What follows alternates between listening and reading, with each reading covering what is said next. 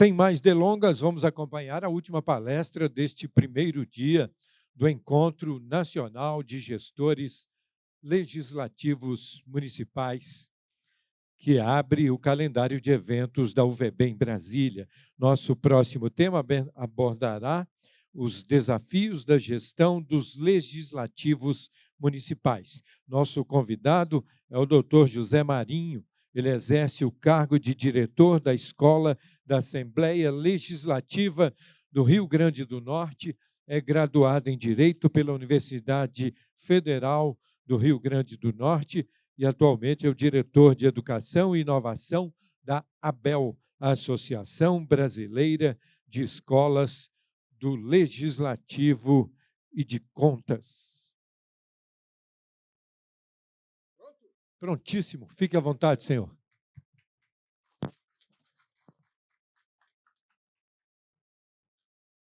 Boa tarde a todos.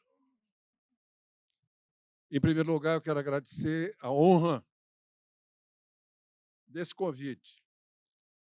Eu sou filho de um servidor público, fui servidor público em algumas funções, como secretário de Estado e como deputado federal. E durante esse período, e vocês vão de convir que eu já tenho uma estrada longa percorrida, vocês vão de convir que eu devo ter lidado com servidores públicos com mandato ou sem mandato, servidores públicos de carreira, e tenho uma especialíssima admiração e olho sempre com muita atenção a figura, o papel e a missão do vereador. E quando eu falo do vereador e suas assessorias. Eu agradeço muito ao presidente Gilson, a minha estimada amiga e parceira no Rio Grande do Norte de grandes atividades, Erineide, que está aqui conosco. Me dá honra também a presença aqui, o presidente da Associação Brasileira de Escolas do Legislativo e de Contas, Roberto Lamari, a ABEL. E não é menor a honra de suceder nesse palco ao meu querido e especial amigo Luiz Fernando, que acaba de sair. Eu quero, nesse instante, saudar os nossos colegas que estão ali naquela sala VIP, assistindo no telão a essa palestra.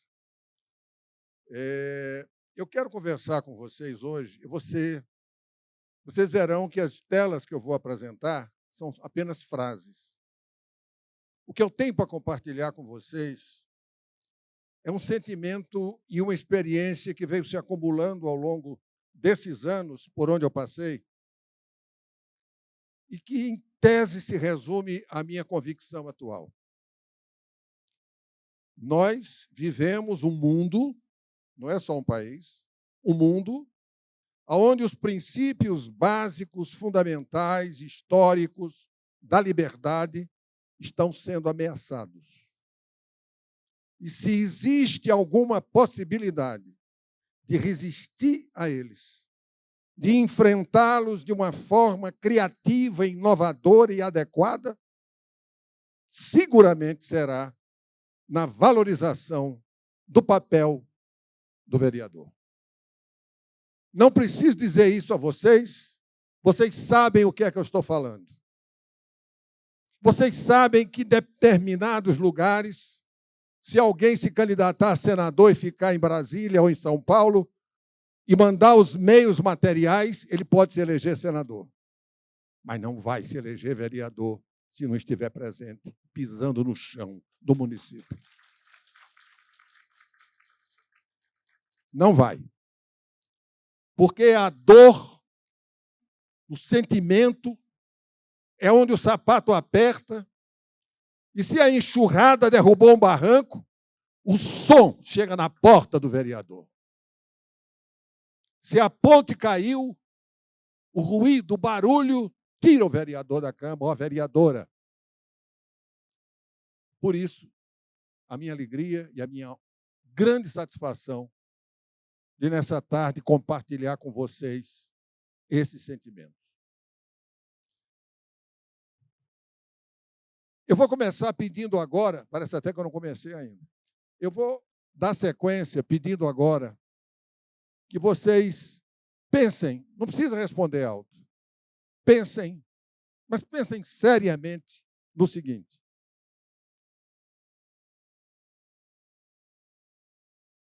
se tudo continuar como está, quando eu digo que se tudo continuar como está, eu estou me referindo como a vida vem sendo tocada no nosso país e no mundo. Se tudo continuar como está, se nada de diferente for feito, como é que vocês pensam que estará o Brasil daqui a 10 anos?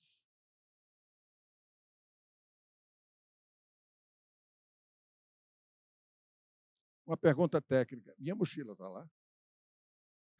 Desculpe. Eu deixei ele com ela. O Brasil daqui a 10 anos, como é que vocês acham que estará se nada de diferente for feito? Se nada de diferente for feito na educação cidadã, se nada diferente for feito com relação ao ambiente, se nada diferente for feito com relação à educação. Eu fui secretário de Estado 3 vezes no Rio Grande do Norte e tenho um enorme constrangimento em dizer a vocês que a minha geração, que pensou em mudar o mundo, caro Robson, com 12 anos de idade, eu liderei a primeira greve, certo que ia mudar o mundo. Vocês não têm ideia da minha convicção. Eu e aqueles outros pirralhos, tudo ao meu redor, achando que a gente ia mudar o mundo. Se nada for feito com relação à educação, eu vivo do Rio Grande do Norte. Eu sou do Rio Grande do Norte. Acima de 7% da população é de analfabetos. Isso é uma vergonha para todo mundo, mas para a minha geração em especial, que passou pelos postos de poder. Como é que estará o Brasil daqui a 10 anos? Pensa aí. Se nada for feito na saúde, se tudo continuar como está, melhorias incrementais, melhora um pouco aqui, melhora um pouco ali. E como é que vai estar a sua cidade daqui a 10 anos? E como é que vai estar você? Sua vida, sua família daqui a 10 anos? Se você ficou satisfeito com a resposta, não tem mais nada que fazer nessa sala hoje, depois a gente se encontra para tomar um café. Se você não ficou satisfeito, aí nós temos o que conversar. Aí nós temos muito a conversar. E a nos comprometermos cada vez mais.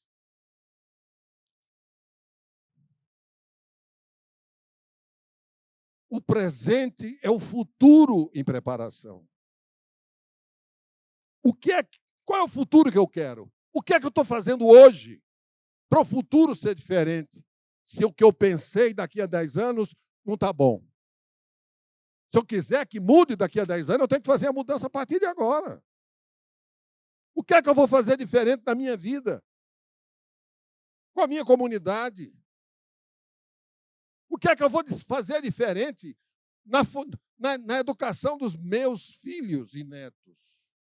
Eu vou continuar dizendo o que disse, o que eu vi, ou o que eles ouvem por aí, que vencer e vencer a qualquer custo, e para crescer pode derrubar o outro que está sendo aceito. Quando eu era menino que ia futebol no Rio Grande do Norte, tinha uma hora que o jogo estava empate e precisava de um gol, dizia do pescoço para baixo é canela. Já ouviu essa expressão? Então, a vida é isso, do pescoço para baixo é canela? Não pode. Senão, nós sabemos em que vai dar. Se esse é o futuro em preparação, a gente tem que ter alguns cuidados. E o cuidado tem que ser muito grande, sabe por quê? Porque a gente só tem certeza do que diz, não do que é ouvido. Você só tem certeza. A comunicação acontece pelo que é ouvido, não pelo que você diz. E cada um vê o mundo de acordo com o que foi sua vida até hoje. Tem uma história que eu acho muito boa. Ela é muito engraçada, mas ela traduz um assunto muito sério. Aliás, seríssimo. Havia uma reunião de alcoólatras anônimos e o monitor da reunião disse: eu já falei demais sobre o efeito do álcool. Eu já disse demais o malefício que ele faz. Agora eu vou mostrar a vocês os fatos. E vocês sabem que contra fatos não há argumentos. Perfeito. Aí pegou um tubo com água e um tubo transparente com álcool. Pegou um verme com a pinça, botou no tubo com a água. O verme bateu ali, rodou para um lado, para o outro, colou na parede do copo, ele pegou de volta. Está aqui o verme vivo. Isso é água. Agora eu vou botar aqui no álcool. Aí botou no álcool, o verme se contorceu, foi desaparecendo. Daqui a pouco tinha só aquela poeirinha meio marrom, daqui a pouco sumiu. Vocês viram? Vimos. E qual é a conclusão de vocês? Aí o cara lá atrás levantou a mão e disse: quem bebe álcool não tem verme.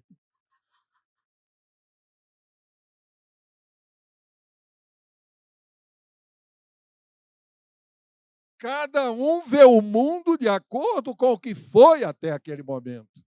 Ele viu o mundo como um alcoólatra. Então, quando nós formos preparar esse futuro que se faz no presente, é preciso ter muito cuidado com este fenômeno maravilhoso e cheio de armadilha chamado comunicação.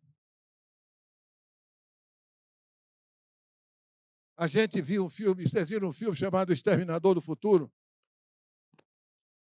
O Exterminador do Futuro não é aquele bicho feio, não. O Exterminador do Futuro não é inteligência artificial. O Exterminador do Futuro é o presente mal conduzido. É o presente que a gente fica olhando para o passado, reclamando das dores, dizendo que assim não dá. Esse presente de lamúrias e pouca ação é o verdadeiro exterminador do futuro. Na hora que eu venho para cá, um companheiro nosso, e fala, como foi falado aqui, sobre autismo, nós estamos construindo um novo futuro. Mais inclusivo, com respeito à dignidade do ser humano, com respeito às diferenças.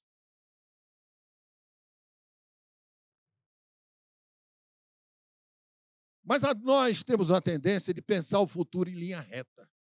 Nós achamos sempre, quando olhamos para o futuro, que ele é o prosseguimento, ele é o prolongamento das coisas que acontecem no presente. Mas vocês sabem perfeitamente, se pensarem um pouquinho, não agora 10 anos para frente, mas 10 anos para trás, quanto o mundo mudou de 10 anos para cá. Pensa aí. O que era, como é que se ouvia música 10 anos atrás e como é que se ouve hoje? Como é que era a educação na escola 10 anos atrás e como é hoje?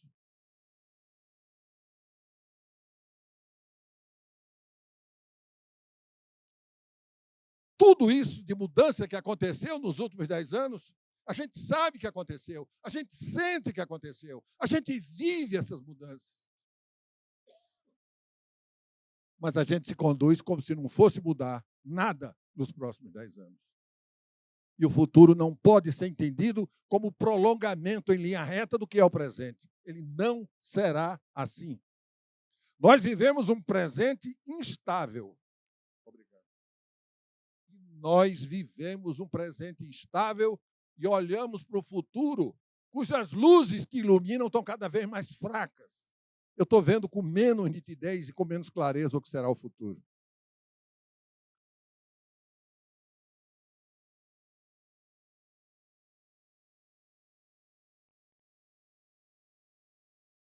E eu vou confessar a vocês uma coisa.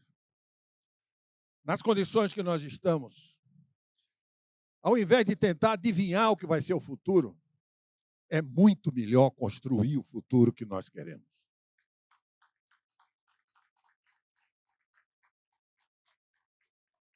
Esse é o caminho. E o que é melhor do que isso? Não existe um futuro determinado. Não existe um futuro pronto. Nós vamos construí-lo juntos. Todos nós somos corresponsáveis pelo futuro que vem aí. O mandato em nome do povo. O povo. É uma bela missão. É uma missão quase divina. Porque você fica com o poder de alterar o futuro de quem não nasceu. O seu projeto de lei, com a boa assessoria que você tiver, que você conceber e conseguir aprovar, vai alterar o futuro da cidade, aonde quem não nasceu vai viver. Olha que poder você tem. Que força você tem. E nem o embrião ainda se tem. É isso mesmo. Mas isso é um poder maravilhoso. E grave, e sério, e muito responsável.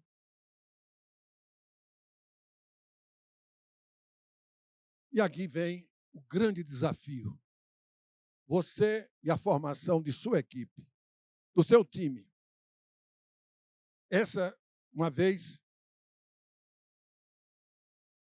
eu fui deputado e o presidente Lula era deputado na época. E conversamos uma vez e ele disse que quando foi eleito primeira vez presidente do sindicato, foi muito mais fácil ganhar a eleição do que montar a equipe. Depois eu fiquei pensando, quando ele foi eleito presidente, eu imagino agora montar um ministério. Ganhar a eleição é muito mais fácil do que escolher o ministério. Quem é prefeito sabe disso. Como sabe de outra coisa também. Os problemas cuja resposta é sim ou não, é certo ou errado, não chegam na mesa do prefeito. Esses problemas morrem em outro lugar. Por exemplo, um funcionário quer tirar 3 períodos de férias de 1 mês por ano. Precisa chegar ao gabinete do prefeito isso? Não. A lei não permite, ele não pode tirar, acabou, morreu o assunto. Agora, as decisões que chegam, ela tem uma coisa chamada síndrome de por outro lado. Por um lado, se ele decidir assim, é bom. Por outro lado, se eu tomar esse caminho, é ótimo para uma parte da população, mas eu vou perder voto da outra. Gente, é um imprensado, como se diz na Iugoslávia, é um imprensado da gota. É um imprensado grande. Isso, problema que não tem uma resposta clara, os estudiosos chamam de problema complexo. Não é complicado, não. É complexo.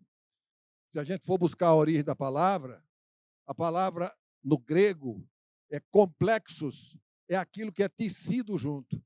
Pega o tecido, pega um tecidozinho de algodão, e você vai ver que tem as coisas que fazem assim e fazem assim, para fazer aquela tela, né? Aquilo ali chama-se urdimento e trama. São as duas posições. Complexo é o que é tecido junto. É aquele tipo de problema que você não resolve ele sozinho. Eu passei 20 anos trabalhando com a África. E eu estava dando uma palestra em Luanda, em Angola. Uma vez eu disse isso numa palestra, meu amigo Roberto Lamar, quando terminou, disse, e resolveu o problema. Eu vou contar a vocês. Eu estava dando a palestra e uma pessoa me disse, professor, qual é a solução para o problema do trânsito em Luanda, capital de Angola? Eu disse, essa é a pergunta de 8 bilhões de euros. Se eu soubesse, imagina aí. Por quê? Primeiro, porque o país viveu uma guerra civil, e eu cheguei lá em fevereiro de 1993, e quando eu saí de lá, eu ia lá e voltava, eu nunca morei lá, mas ficava viajando pelo mundo e voltava lá. E quando eu fui lá a última vez, há 10 anos, a população era de 6 milhões e meio, de 500 mil pessoas para 6 milhões e meio. Não tem trânsito que exista. Segundo, as estradas, as ruas esburacadas, retenção de trânsito. Terceiro, não tinha transporte coletivo que as pessoas pudessem sair de casa, ir ao mercado, comprar, fazer as compras e voltar de ônibus. Não tinha. Então, as pessoas compravam na beira das ruas aquelas banquinhas com frutas, etc. Retenção de trânsito. E todo o centro administrativo de Luanda estava no mesmo lugar, no centro da cidade. Todo mundo ia para lá na mesma hora. Não tem trânsito que resista, não tem equipamento urbano que resista a isso. Então, esse é o exemplo típico de problema complexo que vocês têm na sua cidade. Porque não é resolvendo um, você tem que resolver todos ao mesmo tempo e um de cada vez. Não é mole. Mas se fosse, não éramos nós que estávamos aqui. Era gente menos competente. É difícil e é desafiador, e a história colocou a todos nós nessa, porque nós seremos capazes de resolver. Acreditemos. Acreditemos nisso. E aí, sem sua equipe, você não vai a lugar nenhum. E qual é a grande questão da equipe ou as grandes questões? É que você precisa ser um líder. Mas eu sou vereador, sou um líder? Não tenho dúvida. Agora vamos liderar uma equipe. E aí eu quero dizer a vocês uma coisa. Eu fui também diretor de uma das maiores empresas do Brasil. E posso dizer a vocês com tranquilidade,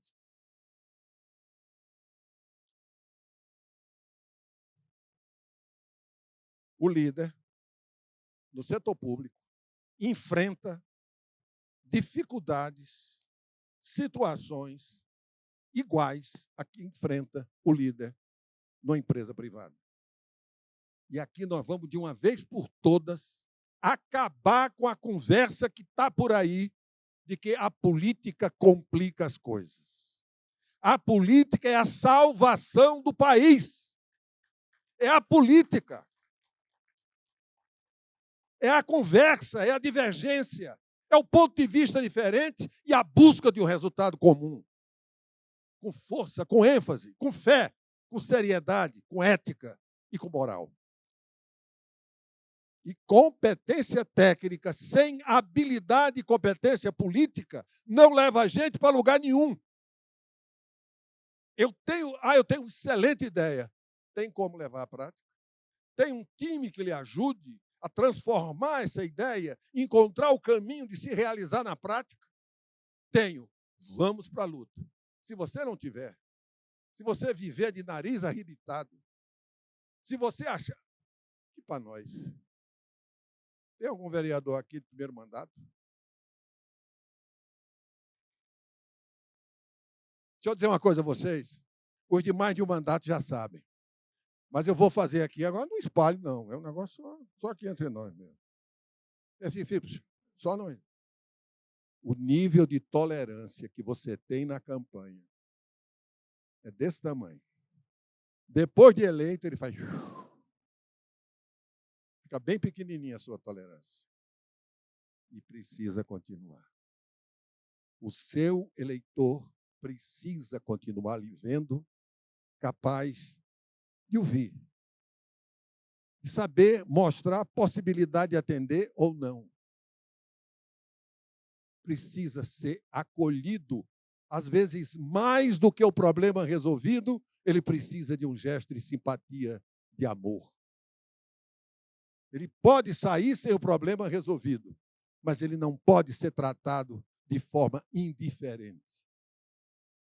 Este é o grande caminho. Acolha. Acolha.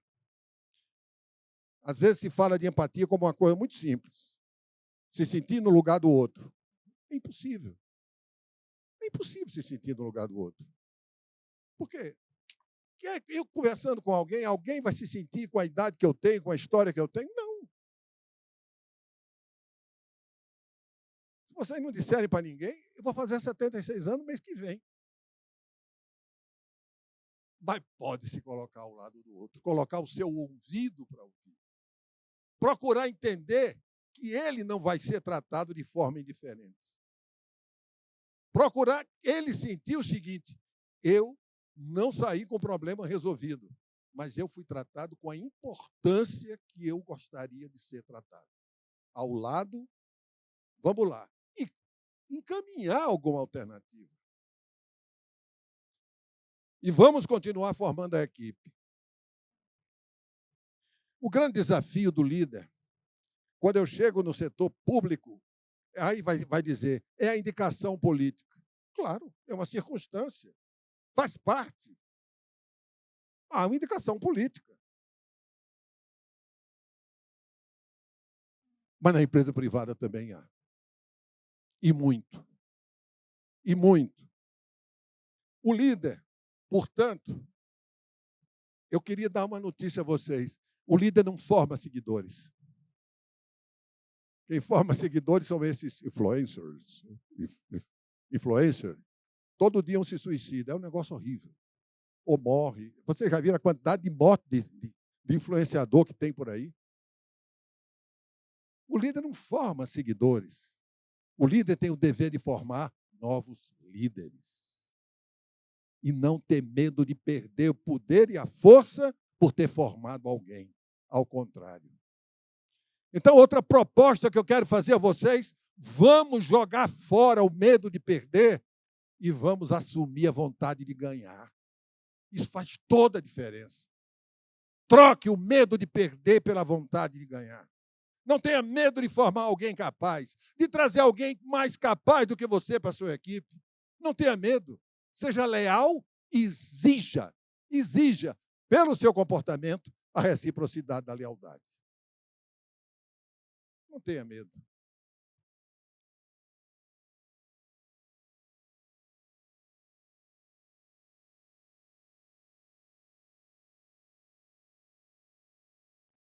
A tentativa de definir liderança, eu acho que já se tentou definir tudo mais do que vocês podem imaginar. Mas a tentativa de definir liderança, eu estudo isso há muitos anos. Todo mundo tem uma definição e tal. Essa que está aí é de um cara chamado Warren Bennis. Ele disse, liderança é a capacidade de transformar visão em realidade. Ponto. Eu estou visualizando um novo município, uma nova solução. Tenho uma equipe, eu lidero essa equipe para transformar aquela minha visão que deve motivar aquelas pessoas a virem comigo em uma realidade.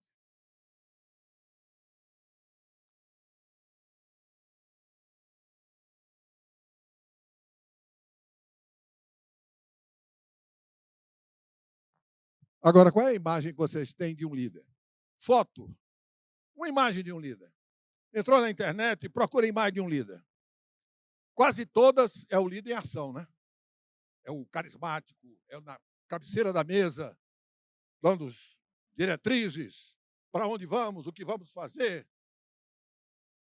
Essa é a visão do líder que ficou na cabeça da gente e que a gente ainda fica querendo escolher um líder que seja um senhor com um rebenque na mão, matando bandido, aquele xerife dos filmes de faroeste de antigamente. Tem um problema aqui, chama um xerife bom, chega o xerife honesto, duro, mata meia dúzia de bandido, pronto, está resolvido o problema. Ainda tem gente que acredita nisso. Este líder não resolve nada, porque simplesmente ele vai cuidar dos interesses dele e das pessoas que com ele chegarem ao poder. Esse líder que você vê em ação, se ele não tiver reflexão, se ele não tiver pensamento, se ele for só ação, é um maluco, é um doido. E, aliás, não é por falta de líder doido que a gente está sofrendo, não. Tem em banda de lata. Malucos querendo assumir o poder, tem Jordão. O que nós precisamos é um líder que tenha o futuro explorado, pensado, refletido. Nós precisamos que esse conceito de líder tenha esta visão. E vocês sabem de uma coisa?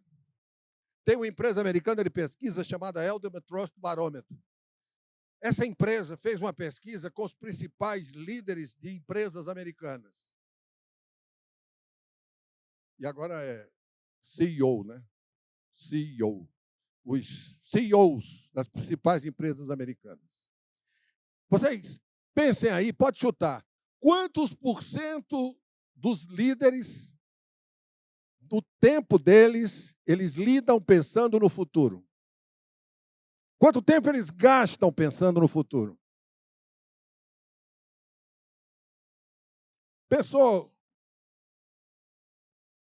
Alguém quer chutar um percentual? Quanto? 30%. 60%. 80%, tá bom. 80%. Gente, 3%. É doloroso, mas é verdade.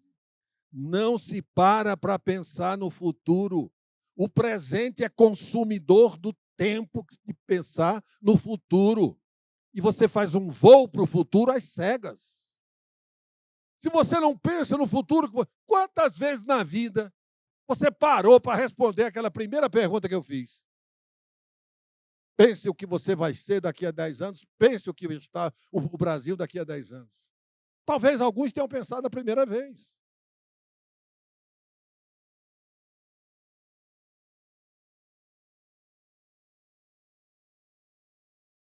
Agora, vamos aceitar, a liderança é um esporte de equipe. E aí tem uma coisa curiosa. Fica o tempo todo, muitas equipes, brigando, discutindo, cada uma querendo passar o outro para trás. O desastre é completo. Vocês sabem disso. O papel do líder é entrar aí e facilitar a comunicação entre as pessoas. Mas as pessoas são tão diferentes? São, e é importante que sejam.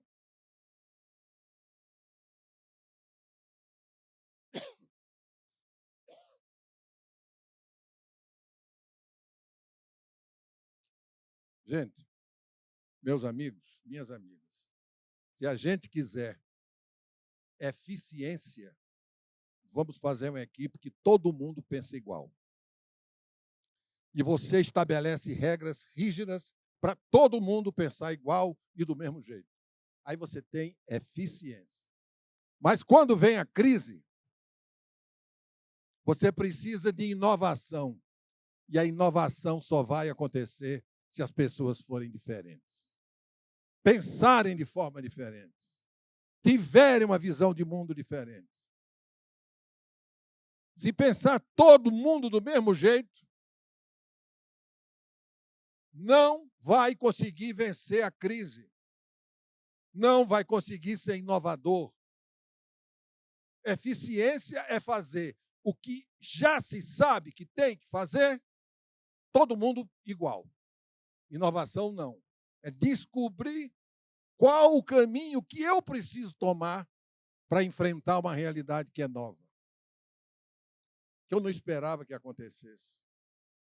Você já imaginou as empresas do mundo, os governos do mundo, que fizeram o planejamento estratégico em setembro de 2019 para os próximos 5 anos? Quando foi em março de 2020, veio a Covid. E aí?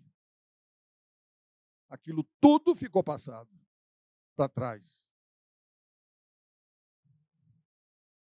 A diversidade das pessoas. Lamentavelmente, nós estamos vivendo no país uma crise dolorosa, em que as pessoas têm dificuldade de pensar diferente e dizer uma para a outra sem começar uma briga. Parece que você não pensar igual a mim, você está me ofendendo. Nós não vamos a lugar nenhum, gente. Nós vamos para o passado. Ficar todo mundo em série, como se fabrica um refrigerante, uma cerveja, quando sai, vai passando um a outro, tampando, sai tudo igual.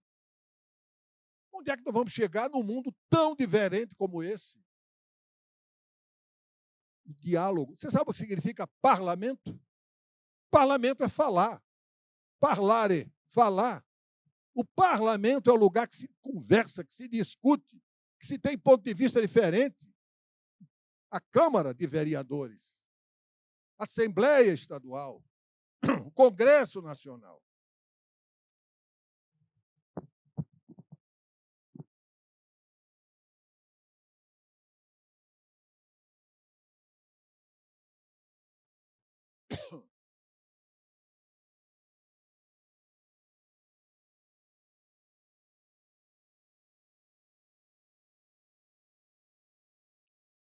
A síntese do que eu falei sobre liderança, diferença, etc., está aqui embaixo. Descobrir o que de novo se deve fazer diante de um mundo que muda cada vez mais rápido. Esta é que é a grande questão. Agora, na maior parte da vida, nós fomos ensinados a ter pavor da discordância. Vocês já notaram que numa reunião a gente fica procurando ver se não ofende ninguém por pensar diferente? Não, fulano, olhe, não me queira mal, mas eu penso diferente. Por que eu vou querer mal pelo fato dele pensar diferente de mim? Ele é outra pessoa, ele tem outros... É assim. Então, nós fomos preparados para não valorizar o conflito, mas para evitar. E o conflito é criador, é fonte de criação. A gente foi preparado para viver com quem pensa igual a gente. Torce pelo mesmo time. O menino nasce, o pai já compra uma camisa e um calçãozinho. E tem um amigo meu lá em Natal, os dois principais rivais, ABC e América. Ele é tão abecedista que ele pegou um meninozinho, 2 meses, um quarto escuro, ele fazia: olha o América, olha o América. Para o menino crescer com medo do América. O leite do menino era preto e branco, são as cores. É um negócio de doido. Oh, América. Nós fomos preparados para ficar pensando igual. E nós não vamos. Repito, é este futuro novo que nós estamos pensando. Porque, gente, vocês entraram aqui, ontem começaram essas palestras, vocês vão sair por aqui amanhã e vão voltar para encontrar uma realidade que vocês deixaram. É a mesma. Quem tem que estar diferente são vocês. Quem tem que ter uma nova atitude são vocês. E encerrando, gente.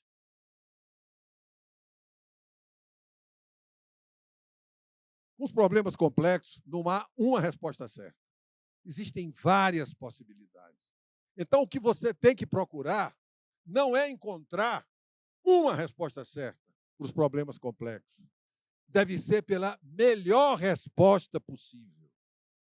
Com isso, você muda a sua atitude, porque nós crescemos ouvindo o seguinte: quem é que sabe o que é o certo ou o errado? Meu pai, minha mãe, o professor, o pastor, o juiz, o padre. Sempre alguém sabe o que é certo e o que é errado. Mas o mundo complexo que a gente está vivendo não tem essa saída. Você tem que procurar a melhor alternativa, porque os problemas são complexos. Quem tem filho adolescente sabe que não pode tratar, lidar, educar o filho como foi educado alguns anos atrás. O mundo é outro. Experimente deixar seu filho na estação rodoviária do Rio de Janeiro, sozinho num banco da estação rodoviária, ele com 8 anos de idade, sentado ali, sem ninguém conhecido, só desconhecido passando, durante 3 horas. Você deixaria? Mas deixa ele com a tela do celular, sofrendo muito mais riscos.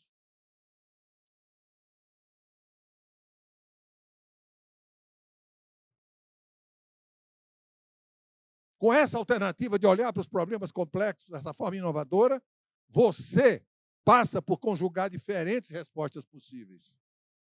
Isso não é confusão. Isso é criatividade. E eu termino dizendo a vocês o seguinte: nada disso, nenhuma boa intenção resistirá depois que você sair daquela porta. Eu acho curioso, eu tenho uns colegas palestrantes que dão palestras, receitas para a felicidade, receita de sucesso. Passa no aeroporto, vai ver os títulos de livro. 10 hábitos das pessoas altamente produtivas. Tenha um casamento feliz. empresas vencedoras. Você acha que um sujeito na Universidade da Califórnia vai poder escrever um livro dizendo para você, em Cruz das Almas, no Pará, como você vai ser feliz? Você acha que tem alguma chance dele acertar? O cara está na Califórnia e ele acha que tem ali regras. Aí você vai para o aeroporto, passa na livraria, compra o livro, às vezes com dinheiro que nem tem. Mas agora eu vou ser feliz. Comprei o livro, agora... Não, minha gente. Chegamos agora à seguinte questão.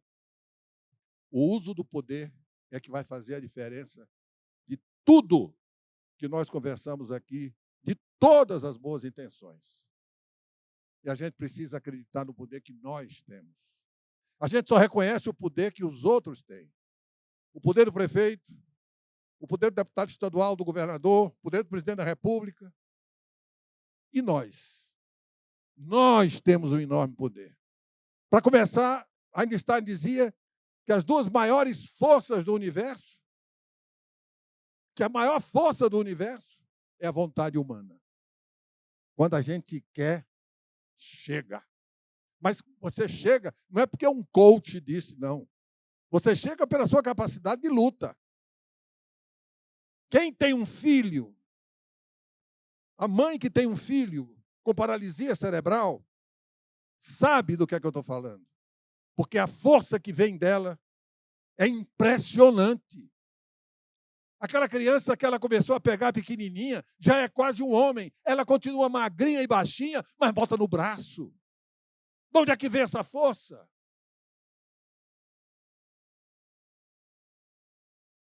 Ela tem um porquê. O porquê é a força do amor. Ninguém ama, a mãe não amamenta o filho porque é um dever. Ela amamenta o filho porque ela ama. Ama. Essa palavra amor está praticamente abolida na sociedade, ninguém fala nisso. Sem isso nós não temos saída. A única coisa para valer que Jesus Cristo trouxe foi uma civilização do amor. O resto tudo foram regras que outras pessoas fizeram, dizendo que ele disse, e ele não disse nada disso. O que ele disse foi amar. Essa é a força, esse é o poder. E tem método, tem tecnologia, tem forma de usar o poder que é preciso que a gente aprenda. Então eu deixo vocês com a convicção de que tem um futuro aí sendo construído por cada um de vocês, juntos. Vocês vão sair, vão identificar pessoas que vocês possam contar essas histórias que eu contei e começarem a construir esse futuro que nós, brasileiros, merecemos e que somos capazes de construir. Deus abençoe vocês. Parabéns. Parabéns, professor Dr. José Marinho, diretor de Educação e Inovação da ABEL. Se vocês me permitem, eu tenho um amigo do Rio Grande do Norte, que ele fala que o Rio Grande do Norte nos deu, nos dará grandes pensadores. O senhor é um deles. Parabéns. Eu convido agora o vereador José Adriano de Jupi, em Pernambuco, para fazer a entrega do certificado ao diretor da ABEL, a Associação Brasileira de Escolas do Legislativo e de Contas.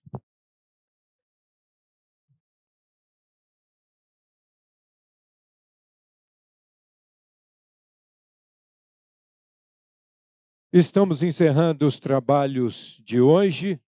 Lembramos que amanhã iniciaremos às 9 horas da manhã, em ponto.